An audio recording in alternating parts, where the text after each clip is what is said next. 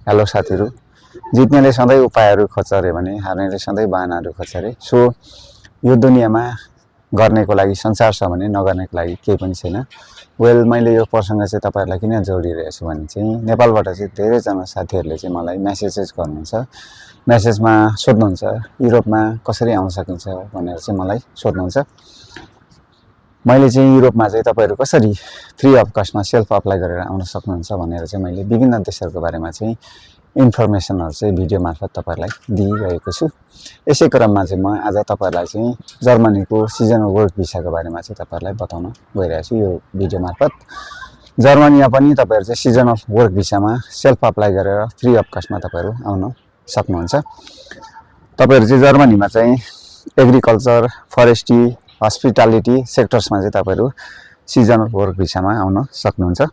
तपाईँहरूको work permit duration चाहिँ 3 महिनादेखि 6 महिनासम्मको हुने रहेछ र त्यसलाई तपाईँहरूले चाहिँ बढाएर एक्सटेन्सन गरेर चाहिँ तपाईँहरूले चाहिँ 9 महिनादेखि 1 वर्षको बनाउन सक्नुहुने रहेछ।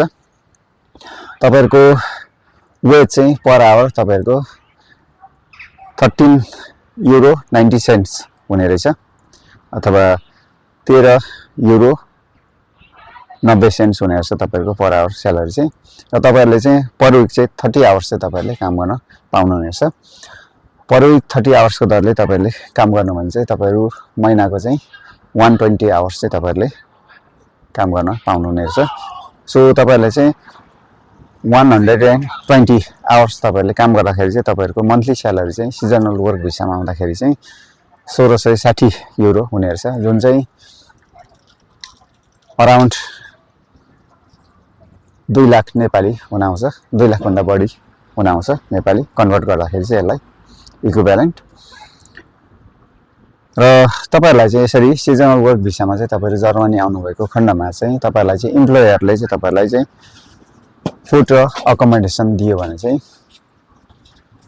तपाईँहरूले चाहिँ त्यसको चाहिँ तपाईँहरूको फुड र अकोमोडेसनको चार्ज चाहिँ तपाईँहरूको इम्प्लोयरले चाहिँ उनीहरूले चाहिँ स्यालेरीसँगै काटेर तपाईँहरूलाई पठाउने रहेछ।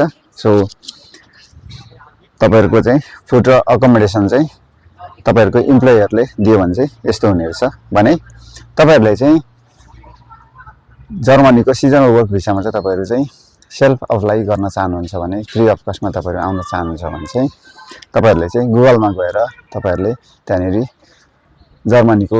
जर्मनी सिजनल वर्क भिसा तपाईँहरूले अथवा जर्मनी सिजनल वर्क भ्याकेन्सिज भनेर तपाईँहरूले चाहिँ त्यहाँनिर सर्च गर्नु भने चाहिँ तपाईँहरूले त्यहाँनिर भ्याकेन्सिजहरू तपाईँहरूले देख्न सक्नुहुन्छ र तपाईँहरूले आफ्नो राम्रो सिभी बनाएर चाहिँ उनीहरूलाई फरवर्ड गर्न सक्नुहुन्छ।